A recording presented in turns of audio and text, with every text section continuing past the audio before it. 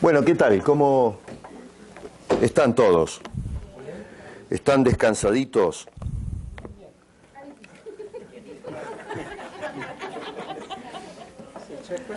Mazo, ¿eh? Bueno, ya está, ya estamos terminando, ¿eh? Así que hoy a la tarde vayan a casa derechitos, y se pegan una buena bañada, se acuestan y duermen hasta mañana, y empiezan de nuevo, pero acuérdense en que tenemos que empezar poniendo en práctica lo que estamos viendo, porque si vamos a volver y vamos a hacer lo mismo, y bueno, perdimos el tiempo este fin de semana, así que la idea es, tal vez haciendo eco lo que nos decía el pastor esta mañana, es de agarrar la Biblia y sacarle el polvo, y empezar a trabajar con eso. Efesios capítulo 4, y vamos a saltar después a Santiago, pero ahora va a ver por qué. Pero quiero que leamos versos 29 al 32 de Efesios capítulo 4, y Pablo le dice, entre otras cosas, a la iglesia de Éfeso, verso 29, ninguna palabra corrompida salga de vuestra boca, sino, es decir, que salga de vuestra boca la que sea buena para la edificación o necesaria edificación. Me gusta esa palabra, necesaria, a fin de dar gracia a los oyentes. Y no contristéis al Espíritu Santo de Dios, con el cual fuisteis sellados para el día de la redención. Quítense de vosotros toda amargura, enojo, ira, gritería y maledicencia y toda malicia. Antes sed benignos unos con otros, misericordiosos, perdonándoos unos a otros, como Dios también os perdonó a vosotros en Cristo Jesús. Padre, te damos muchas gracias por tu santa palabra y te rogamos ahora, Señor, como siempre, que la apliques a nuestros corazones, porque te lo rogamos en el nombre precioso de Cristo Jesús. Amén. Vamos a hablar de un tema muy importante y déjenme hacerles una pregunta. Esos versículos que acabo de leer, pregunta, ¿de qué habla el apóstol San Pablo? A ver, los quiero escuchar, a ustedes. Si sintetizamos ahí esos versos, vamos a hacer un poquito exégesis, ¿no? Trabajar en lo que es la exegética. Y tenemos que resumir en una palabra o dos de qué está hablando Pablo en esos versículos. Muy bien. El testimonio cristiano. ¿Qué más? A ver. Tener cuidado de cómo actuamos. Bueno, eso son más de dos palabras, ¿no? Pero sí. Hermana. No debemos de entristecer el espíritu. Muy bien. Tener mucho cuidado qué hacemos, ¿no? Porque eso afecta a nuestra comunión. Lo que dice el hermano es muy cierto. Primero tenemos que ver nuestras actitudes para no entristecer al Espíritu Santo. La razón por la que hemos sido sellados. Muy bien. Amor. Tener amor. ¿Saben una cosa? Una persona la dio en el clavo, me gustó. ¿De qué habla Pablo? Comunicación.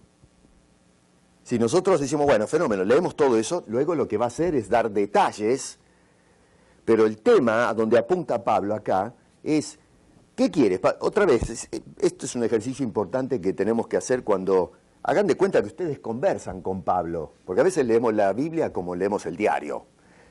pero acuérdense que es Dios hablándonos a nosotros, así que le hablamos a Dios y le hacemos preguntas. Ustedes acá, cuando terminamos las charlas, me hacen preguntas.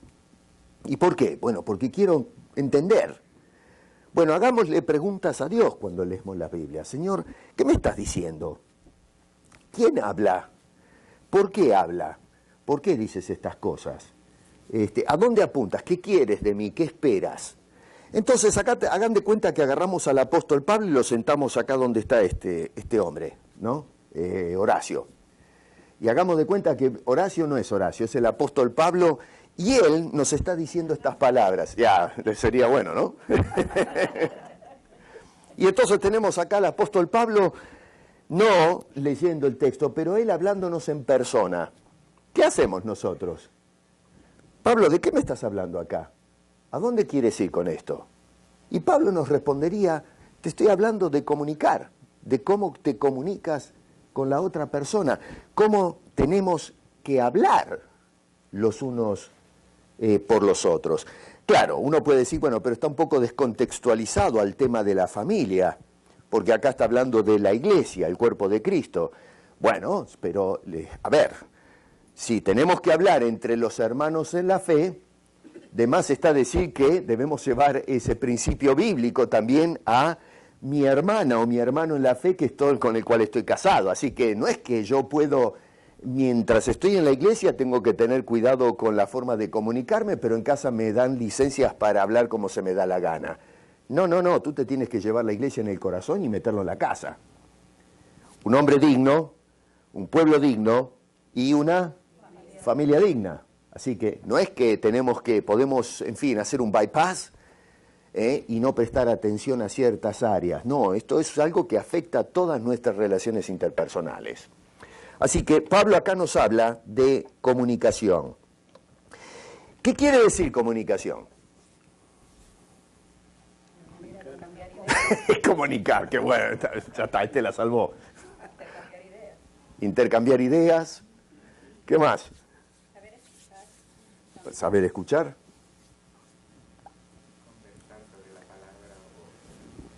Conversando. Comunicar. Piensen un poquito. ¿Perdón? Dar el mensaje apropiado. Comunicar algo. Comunicar algo, sí, claro. Comunicar lo que está diciendo. Sí. Es la manera como transmitimos una idea o el sentido de esa idea, no es la manera como la transmitimos. Claro, ahí vamos, ¿no es cierto? Entonces es hacer, podemos decir, partícipe a otro de algo. Se puede comunicar uno por palabras, por gestos, a veces hablamos más con gestos que con palabras. Los argentinos hablamos con gestos y con palabras, no nos podemos quedar quietos. Ustedes nunca van a ver a un argentino hablando así. Nosotros hablamos, batimos las manos y hacemos gestos con la boca, somos tremendos. Hablamos demasiado los argentinos, somos un caso serio. Ah, mirá, habla por vos mismo, mirá, ya te enterraste. No tuve que decir nada, ahí está, ¿viste? Habla por vos mismos. Por si no te alcanzó lo que digo, ahí va la mano. Esa es la herencia italiana. Claro. Entonces, una definición que dan es, se entiende como el proceso por el que se transmite y recibe una información. Eso es comunicación. Los cristianos tenemos que aprender a dominar eso. En la comunicación existen dos agentes. Tenemos un transmisor y un receptor. Y noten que si prestan atención a lo que dice Pablo aquí, está hablando de justamente los dos agentes. Está el que habla, puede ser que hable mal, puede ser que hable bien. Dice, hay una palabra que es necesaria para la edificación, pero lamentablemente hay gente que usa la palabra para dañar, para destruir, ¿no es cierto? Hay cinismo en la gente y hacen daño usando la palabra.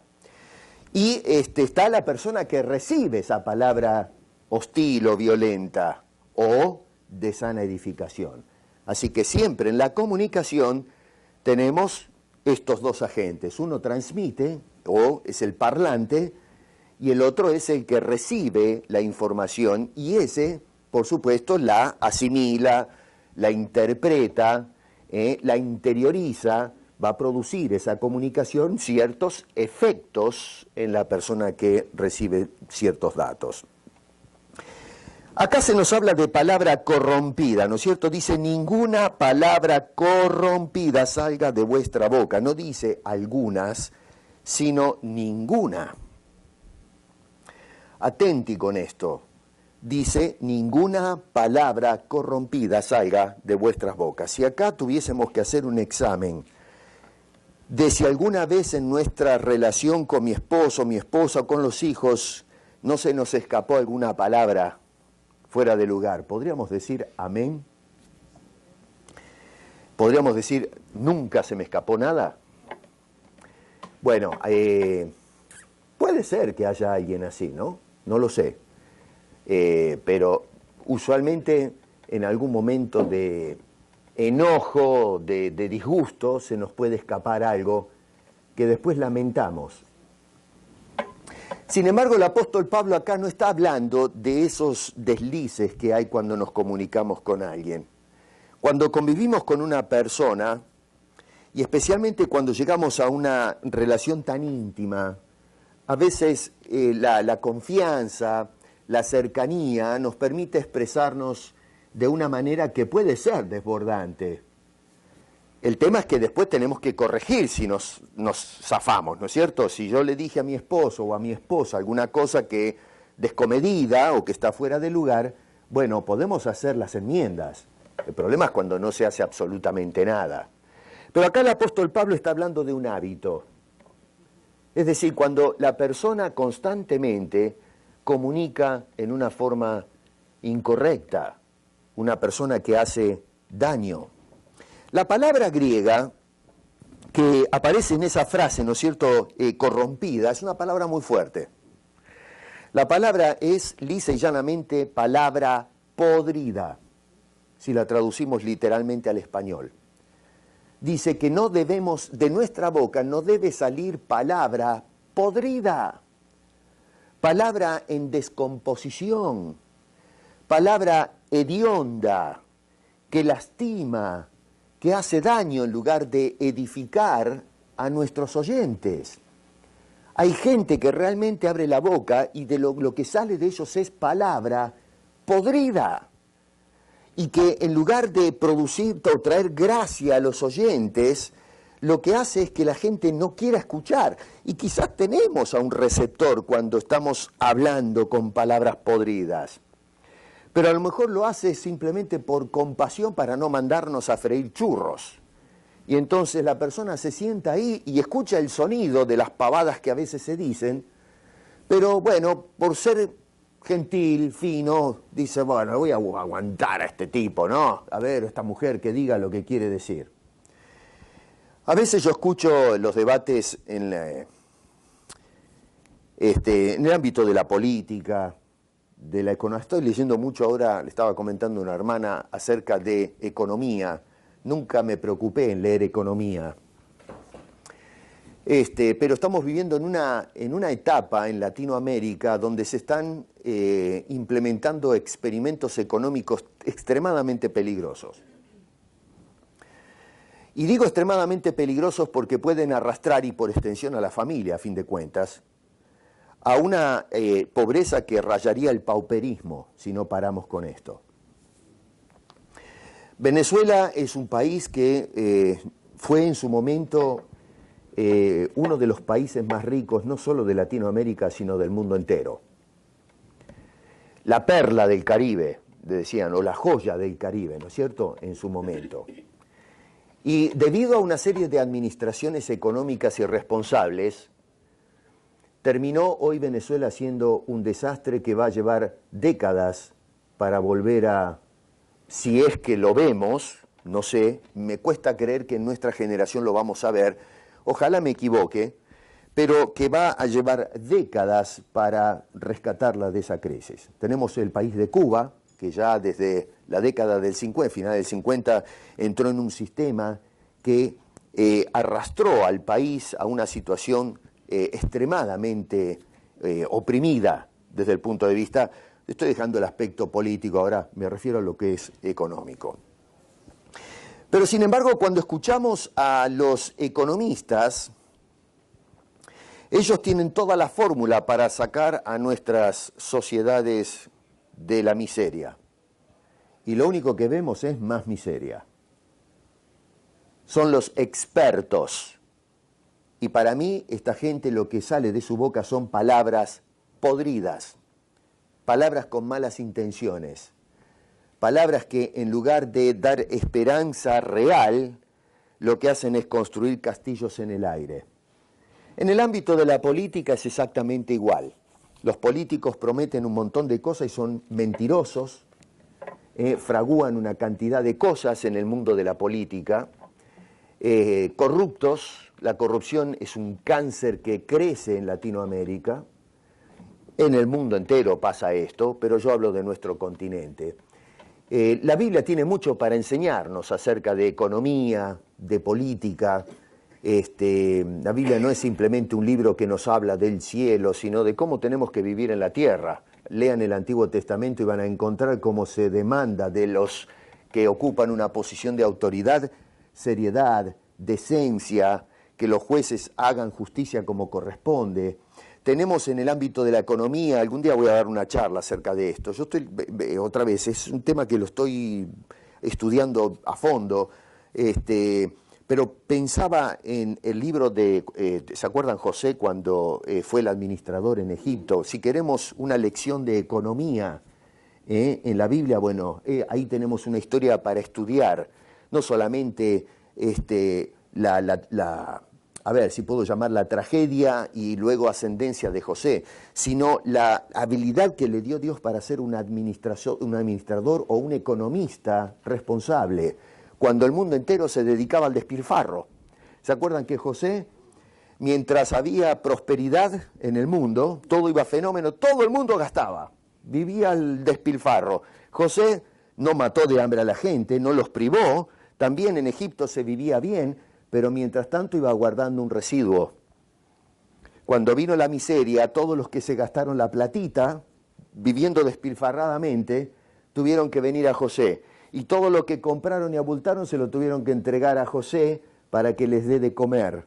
Así que Egipto se engrandeció con todo lo que gastaron los demás. No tuvo que comprar nada, simplemente tuvo que sentarse a esperar, por ser prudente. Yo digo, eso es un economista. Ojalá tuviésemos economistas que planifican como hizo José. Pero no, la palabra podrida que habla, castillos en el aire, promesas, utopías que nunca van a llegar a tomar lugar. Y bueno, en fin, son ejemplos de cómo, otra vez, no necesariamente pensamos a veces en los insultos, no, a veces es la palabra podrida, la mentira, el fraude, la estafa, que busca hacerle daño a la otra persona o sacar ventajas egoístas de los demás. Ahora noten ustedes que la boca cuando habla, la palabra podrida que sale de nuestra boca es el resultado de la podredumbre que hay en el interior de la persona. Dice el versículo 31, quítense de vosotros toda amargura, enojo, ira, gritería y maledicencia o hablar mal, ¿no es cierto? Y luego miren que Pablo tiene una lista, pero no va a gastar tiempo en darnos toda la lista, no es exhaustiva, por eso dice y toda malicia. En otras palabras, ustedes pónganse a pensar qué más le tiran, qué más paja le meten a la lista. Así que hay mucho más. Así que usted puede alargar a la lista esa. Pablo simplemente nos orienta para que, como si Pablo nos dijese, acá le nombro algunas cosas. ¿Me entienden lo que estoy diciendo? Con el toda malicia. ¿Me entienden a dónde voy? Sí, Pablo, te entiendo. Entonces, lo que vemos son personas que están podridos por dentro. No es un enojo momentáneo. Dice que es una persona que tiene bronca, una persona irritada e irritable, que no aguanta más, un volcán en presión. Y entonces lo que hace esa persona es que agarra toda esa bronca que tiene adentro y la vomita a través del verbo. Comienza a decir cosas insultantes, hirientes. Hermano querido, a veces, cuando no tratamos los problemas como corresponde, lo que hacemos es que en nuestro interior se vaya descomponiendo. Y eventualmente podemos, a veces, con la ayuda del Señor, aguantar algunas cosas. Pero llega un momento que reventamos. Y entonces lo que va a salir de ahí adentro es la supuración de todo eso hediondo, podrido que está ahí adentro. Y es por eso que comenzamos a herir, a lastimar, a arruinar a la otra persona. Empezamos a tomar represalias, nos empezamos a vengar de la otra persona. Y muchas veces lo hacemos a través de la comunicación o de la palabra. Es como si fuese un volcán en erupción, a ver si lo ejemplifico de esta forma, ¿no? El volcán, a veces la tierra está plana, está quieta, pero en el interior se va acumulando, ¿no es cierto?, una serie de fenómenos físicos, una magma o lava que está hirviendo ahí adentro, y comienza entonces a levantar temperatura y presión porque no hay vía de escape. Y entonces esa masa que se está acumulando, esa magma o esa lava, no sé si entienden que es piedra disuelta, mezclada a veces con metales y cosas que hay propias en el fondo de la tierra, y eso, en fin, comienza a levantar presión hasta que ya no contiene más y empieza a abrirse camino y abre una chimenea que llamamos el volcán, ¿no? El volcán no estuvo siempre ahí, el volcán es simplemente un intento por liberar presión. ¿Y qué pasa? Eventualmente entonces se abre esa chimenea y lo que sale es lava hirviendo que consume todo. Bueno, eso es el interior de la persona. Es un volcán potencial que está acumulando presión y eventualmente toda esa pudrición que hay dentro busca que se abra la válvula, una vía de escape hasta que encuentre ese camino hacia afuera a través de nuestro volcán que es la boca, y entonces destruimos todo lo que hay a nuestro paso, empezando por nuestra familia. Qué terrible que es eso, ¿eh? Qué cosa más terrible, hermanos queridos. Y entonces a través de la comunicación hacemos partícipe a otra persona de lo que tenemos dentro. Y otra vez, insisto, ¿qué es lo que tenemos a veces dentro de nuestro interior? Dice ahí el verso 31, amargura, enojo, iras, gritería. Por eso el apóstol Pablo nos hace un llamado solemne en ese verso: quítense de vosotros estas cosas. No dejen que acumule presión el interior, porque eventualmente eso va a reventar. Y lo que vamos a hacer es reventar o sabotear la familia.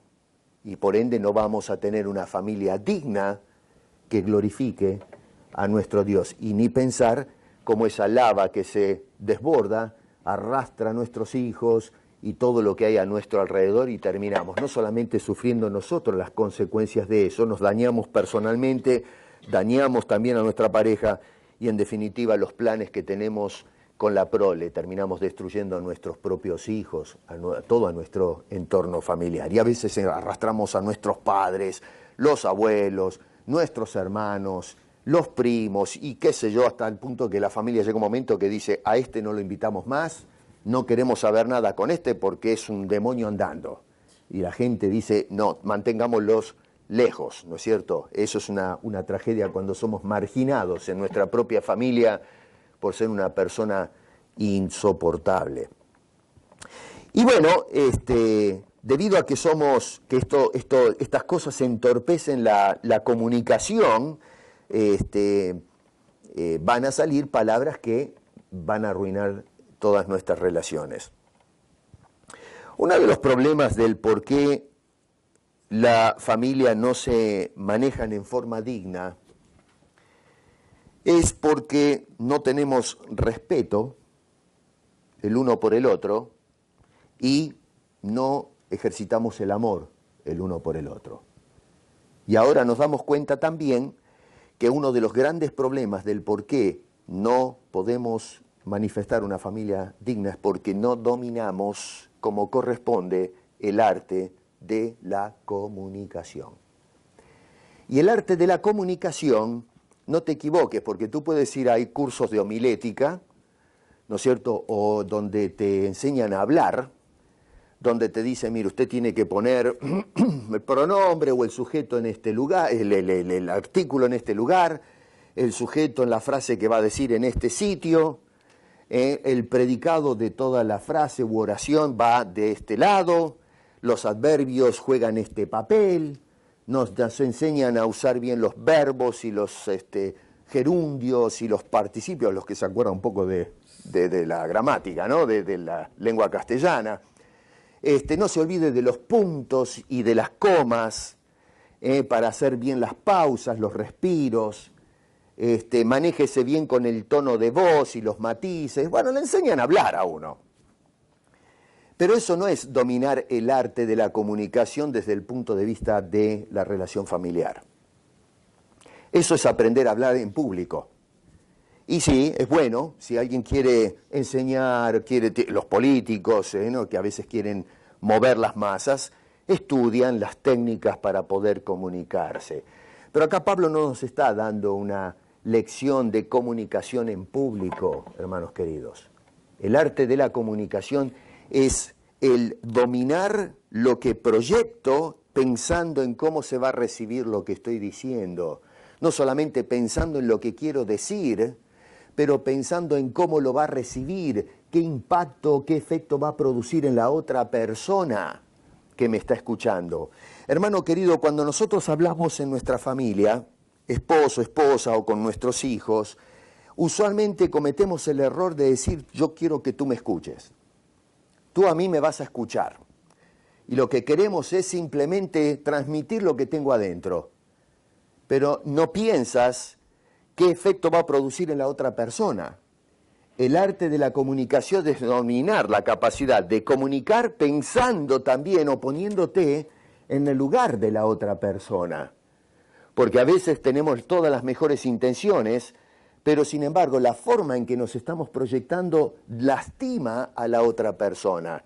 Y entonces el efecto que deseamos obtener termina yéndose a tierra y producimos un efecto contrario. A veces yo he escuchado a mujeres decir, miren, déjenme darles este consejo, ¿no?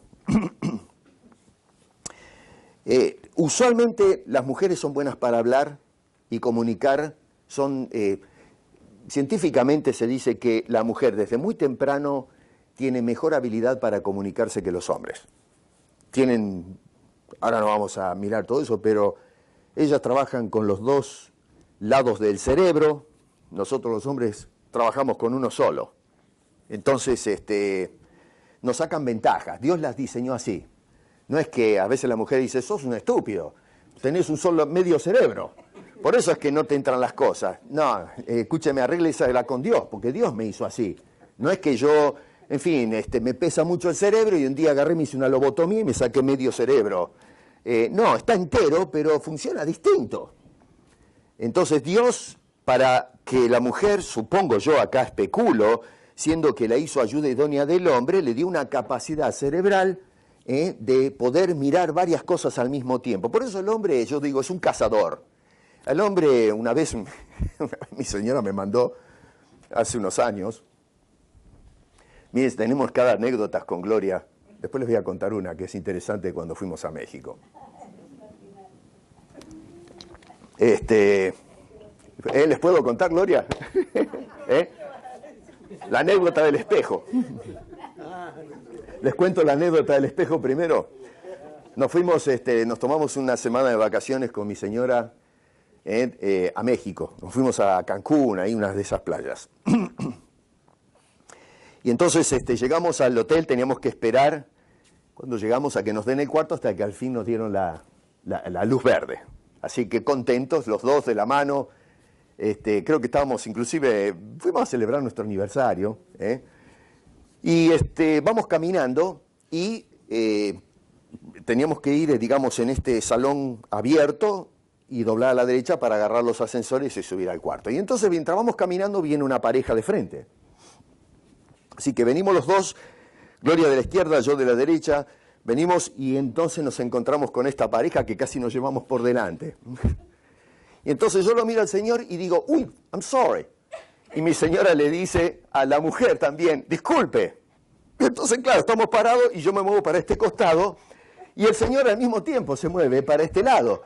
Y le digo, well, I'm sorry. Y el hombre también me dice lo mismo, ¿no? Y entonces me vuelvo otra vez para este lado y el tipo se mueve para el lado mío. Y lo mismo pasaba con Gloria y estábamos haciendo este trabajito hasta que nos dimos cuenta que estábamos parados delante de un espejo.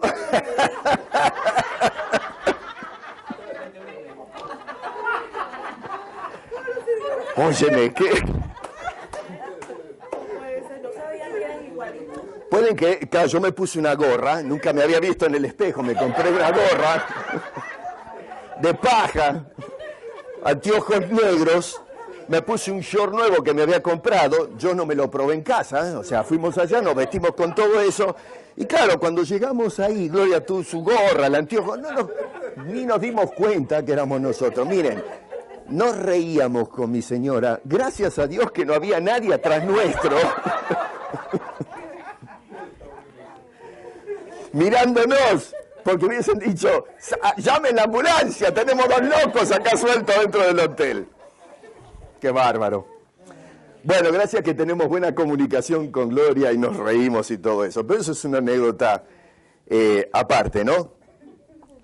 Pero, quería ir a otra que ahora se me fue. ¿Cuál era la otra anécdota? Ella lo mandó, eso fue lo que dijo, que ella lo había mandado alguna vez. Ah, gracias, sí. Resulta que un día Gloria, para mostrar cómo trabaja distinto el hombre y la mujer cerebralmente, habían venido hace años de esto, vinieron unos hermanos a la casa, Gloria se quedó sin tabasco sauce, ¿no? Esa salsa picante. Entonces agarra y dice, Edgardo, andá, haceme un favor, andá corriendo hasta el mercado, que quedaba como a 2 cuadras, y tráeme tabasco sauce. Bárbaro. Entonces, ¿qué me dijo mi señora? Edgardo, tabasco sauce. Entonces yo salgo a la calle y voy caminando con mis antenas tabasco sauce, tabasco sauce, tabasco sauce, tabasco sauce. Y yo fui, ¿no es cierto?, a cumplir la misión que se me dio. Entré al supermercado, tabasco sauce, tabasco sauce, tabasco sauce. Miro la isla donde están las altas, tabasco sauce, tabasco sauce. Miro los tabasco sauce, agarro, meto la mano, ¡prum! A casa. Voy a la caja, pongo la plata, ni sé cuánto pagué. Llegué a casa, me dice Gloria, ¿compraste? Sí, acá está. ¿Cuánto te salió? No sé. ¿No había otra en oferta? ¿Miraste otra más? No. Pero no te fijaste, los otros tabascos, el peso y qué sé yo, cuántas cosas. No, qué sé yo, vos me dijiste, andá a buscar tabasco sauce. Yo fui a buscar tabasco sauce, acá está, cumplí mi misión, listo. Si el hombre trabaja así, el hombre cuando va usualmente vamos a una tienda, ¿qué hacemos? Tengo que comprar pantalones. Vamos a la cosa, se lo prueba, hace así, listo, va a la caja, lo paga, a casa, se lo pone y se terminó. La mujer no. Tengo que comprar pantalones. ¿Me llevas? Y el hombre pobre va con el leash en la garganta, ¿no? Así. Y la señora atrás.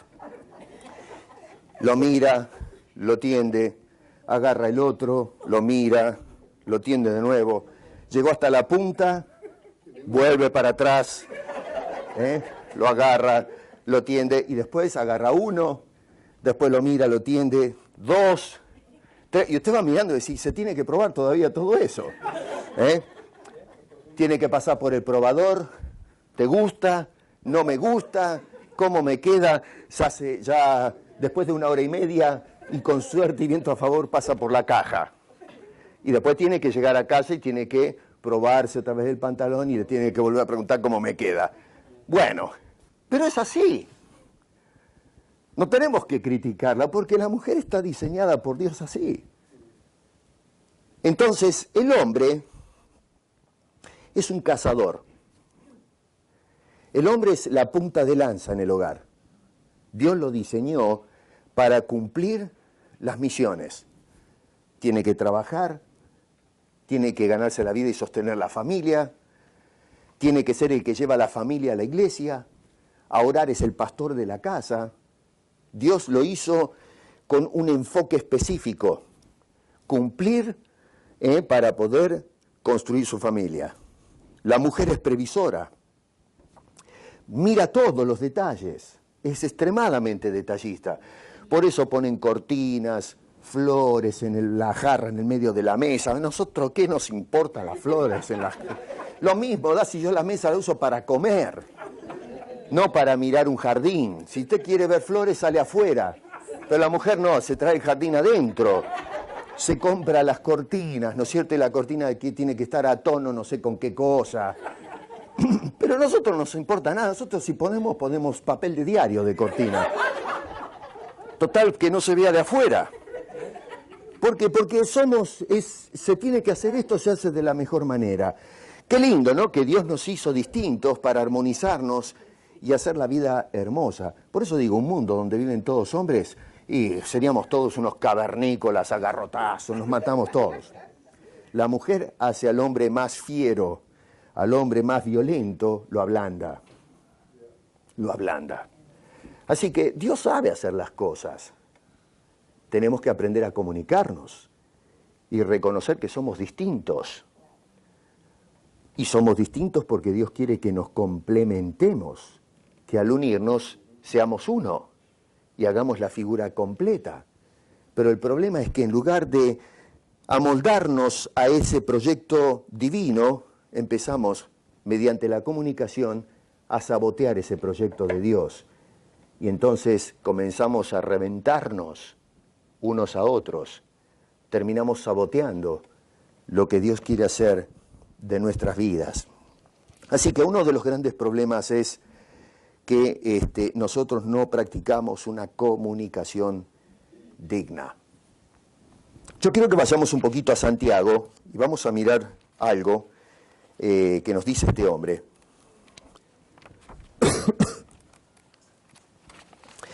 Váyanse a Santiago capítulo 3 y vamos a mirar un poquito ahí los efectos de una comunicación indigna. Repito, los efectos de una comunicación indigna. No digna, sino indigna. Versos 5 al 6 del capítulo 3 dice, así también la lengua. Cuando dice la lengua no está dándonos una lección de anatomía, ¿no es cierto? Algunos le llaman la sin hueso. Entonces, no está hablándonos de la lengua, sino de la comunicación, de cómo hablamos. Dice este hombre, la lengua es un miembro pequeño, pero se jacta de grandes cosas. Y entonces nos lleva al ejemplo. He aquí cuán grande bosque enciende un pequeño fuego. Y la lengua, dice, es un fuego, un mundo de maldad. La lengua está puesta entre nuestros miembros y contamina todo el cuerpo, e inflama la rueda de la creación, y ella misma es inflamada por el infierno. Miren ustedes qué palabras tremendas que usa Santiago para describir una comunicación no adiestrada, una comunicación indigna. Entonces, tomemos nota que acá una lengua que edifica, como dice el apóstol Pablo, ¿no es cierto?, que debemos tratar de hablar la palabra que es para la necesaria edificación. Esa lengua, esa palabra que edifica es inspirada por el Espíritu Santo. Pero en cambio, acá Santiago nos está hablando de una lengua que hace todo lo contrario. Cuando Dios te creó, y luego cuando Dios te salvó, porque tenemos la creación, Dios diseñó al hombre a imagen y semejanza suya, el hombre cae por el pecado, pero eventualmente hemos visto, por lo que nos dice Pablo en Efesios capítulo 1, que Dios nos redimió. Entonces somos una nueva creación. Y Dios nos redimió, nos ha creado para que nuestra lengua, nuestra boca, glorifique a Dios. Pablo otra vez en el capítulo 5, del verso 8 en adelante, nos dice que seamos llenos del Espíritu Santo y entonces cantemos y alabemos a Dios y con acción de gracias. Así que utilizamos lo que hacemos acá, cantamos alabanzas a Dios, nos estimulamos unos a otros. El Espíritu Santo en nosotros, cuando nos controla, nos lleva entonces a edificar con nuestro órgano de comunicación, con la boca. Pero entonces utilizamos algo que fue creado con ese propósito para destruir, para insultar a veces a Dios, para maltratar a otras personas, y lo peor es maltratar a la persona que Dios puso al lado nuestro para formar la familia. Eso es terrible, es la cosa más triste. Y toma nota que la lengua, si bien es cierto que nos fue dada para edificar a otro, acá sin embargo dice que la usamos para insultar y para destruir y hacer violencia. Una lengua descontrolada de este tipo, nos dice Santiago, que es inflamada por el infierno. ¿Se dio cuenta? Es tremendo lo que dice Santiago. El infierno, el lugar de tormento, donde Dios va a lanzar a los demonios y a aquellos que le dieron la espalda a la salvación. El destino de perdición eterna, un lugar de pudrición. Bueno, dice, la boca es inflamada por ese infierno. Qué cosa, ¿no? Que en lugar de tener una boca que esté inflamada, ¿no es cierto?, que el combustible sea el Espíritu de Dios, en cambio su combustible sea el mismo infierno. Son palabras duras, ¿no? Pero bueno, así es como lo pone el escritor sagrado, movido por el espíritu de revelación. Ahora yo me pregunto, ¿cómo puede una lengua inflamada por el infierno, no sé usted si tiene la fórmula, dígame porque yo no lo entiendo, cómo puede esa lengua glorificar a Dios? Si lo que sale de la boca es inflamado por el infierno, ¿cómo es que el infierno puede darle gloria y alabanza a Dios? ¿Y cómo esperamos nosotros que una lengua inflamada por el infierno provea bases para una familia digna que le lleve gloria a Dios? Es imposible. Así que en una familia, entonces, o bien la comunicación es ausente, una familia en problemas, o la comunicación es destructiva. Hay veces que una manera de comunicar es no comunicando. A veces la mujer tiene que hablar con el marido y entonces el marido, ¿qué hace? Cierra la boca. Dice, mejor con esta loca yo no hablo. Y no dice nada. Se traga todos los insultos de la mujer, la frustración, y el hombre dice, mejor ya se le va a pasar la bronca, no digo nada. Y a veces la mujer, llega el marido, es un tren descarrilado, y la señora, a veces sucede el famoso síndrome de la mujer abusada, ¿no es cierto? Que la pobre señora está sometida a barbarismos por parte de algunos hombres, y la pobre señora termina arrinconada, apabullada, agarra y abraza a sus hijos, ¿no es cierto? Y se esconde en sí misma y se aguanta todo lo que viene, es lo peor que hay. Se va muriendo de a poco la persona. Entonces hay personas que optan por el silencio y es una manera de comunicar el silencio. Hay veces que es un silencio que se rinde y hay otra es, me las vas a pagar. El silencio es, no me interesa lo que me decís, y es una falta, o puede llegar a ser una falta de respeto también. En fin, son maneras que utilizamos para comunicar. Así que cuidado, el silencio a veces dice muchas cosas. A modo de paréntesis, a veces oramos a Dios y esperamos que baje una voz del cielo, ¿no es cierto?, diciendo, sí, hijo, ya te escuché, ¿no? Pero ¿se dieron cuenta que a veces Dios, ustedes oran y no hay respuesta? Y es por eso que insistimos e insistimos. Bueno, tenemos mandato de insistir, ¿no? Pero hay veces que Dios no dice nada. Bueno, cuando Dios no dice nada, está diciendo algo. Y ese algo es no. El problema es que no escuchamos. No sabemos entender lo que Dios comunica. Cuando no se cumple lo que pedimos, Dios dice no. Así que no sigamos entreteniendo la idea de que podemos torcerle el brazo a Dios. El silencio también comunica. Lo que pasa es que tenemos que tener el oído espiritual abierto para escuchar la voz de Dios, interpretar cómo Dios se comunica con nosotros. Eso es un paréntesis que sale del tema, para reflexionar en este asunto. A veces viene la gente a mi oficina, tengo parejas, otra vez creyentes, a veces no creyentes, y vienen pero con unos líos tremendos. Y entonces yo me siento, y usualmente me tomo, siempre la primera charla, la segunda charla es de sondeo, para entender un poco la situación, porque para hacer una prognosis de la cosa hay que tratar de ver qué pasa. Usualmente las personas cuando se asentan a buscar alguna ayuda, en fin, exageran las cosas, se echan la culpa unos a otros y tratan de manipular, ¿no es cierto?, al consejero en una dirección. Y en fin, uno tiene que agarrar y desconectarse de estas dos personas y mirar objetivamente la cosa, ¿no?, la situación, para hacer algunas conclusiones. Y a veces las personas me dicen, bueno, tengo este problema, y yo le digo, ¿cómo está la comunicación entre ustedes dos? Bueno, y hablamos. Muy bien. ¿De qué hablan?